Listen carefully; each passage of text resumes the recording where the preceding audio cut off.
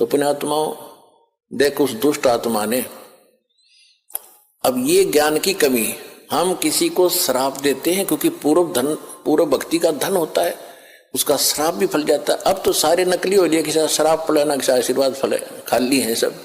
पहले अच्छे लोग होते थे, चाहे किसी जाति के थे, वो पिछले पुण्य कर्मों से परिपूर्ण होते थे, वो किसी को श्राप दे देते, उसको बुरा हो जाता, उसकी पूंजी खत्म होती। आशीर्वाद देते तो भी उनकी पूंजी चोरी होती, नष्ट होती कमाई। इस करके ये यही काल के जाल में उलट पुलट होकर यहीं फंस गए। अब इससे निकलने के लिए हमें ज्ञान की आवश्यकता थी। अब उस वहां से जो वो निश्चल दास जी आगे, अब उसके सामने समस्या होगी कि ज्ञान तो मैं प्रचार करूंगा लेकिन संस्कृत प्रयोग में नहीं करूंगा। उसने क्या किया कि फिर दादू पंथ, एक दादू साहब हुए हैं जिनको परमात्मा कबीर जी मिले थे। अब परमात्मा ने क्या किया है, वो अच्छी आत्माओं को मिलते हैं और उनको अपना कुछ झलक देते हैं जिसको ये दिखता है कि ये तेरे अनुकूल चलेगा। तो दादू जी को परमात्मा मिले, आंखों देखकर आए और फिर दादू साहब ने कबीर भगवान की बहुत महिमा गाई। लेकिन दादू जी को परमात्मा ने पूर्ण ज्ञान नहीं दिया।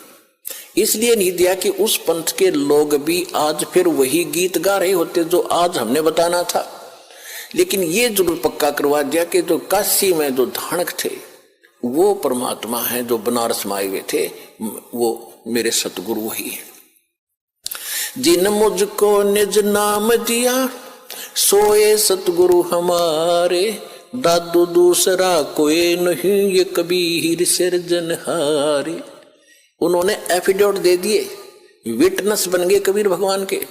लेकिन आगे चल के उस पंथ में कबीर साहब का नामो निशान नहीं है। दादू पंथ में दादू जी को पूर्ण परमात्मा, दादू जी का कोई जन्म नहीं हुआ, अपने आप प्रकट हुए। इस तरह वहां मिले थे, फलान हो गया था, उसकी माँ को आशीर्वाद दे दिया था एक संत ने। तो इस तरह करके वो दादू जी को ही खुदा बनाए बैठे हैं, वो कुछ भी बनाए रहो।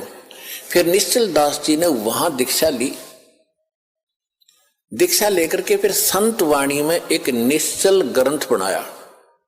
लेकिन निश्चल दास के पास भी वो ज्ञान नहीं था। वेदों के ही अटपट कर रखी है उसने, जैसा वेद गीता उसने समझा संस्कृत में, उन्हीं को फिर संत वाणी में लिख रखा है, उसमें कुछ भी नहीं। मैंने उसको खूब पढ़ा और देखा।